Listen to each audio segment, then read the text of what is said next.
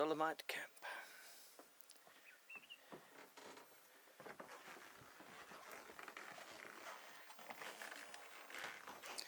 Beautiful sitting area. There is a fan because there is no aircon. There's a beautiful breeze.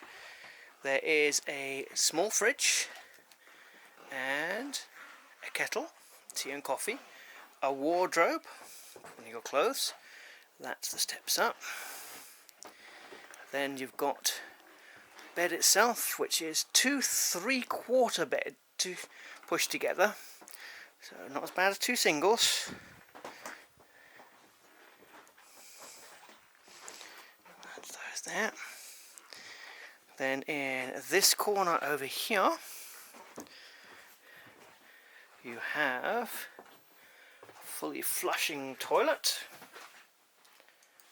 Over here you've got your sink. There's a big mirror, toiletries, and on this side you have your shower. And that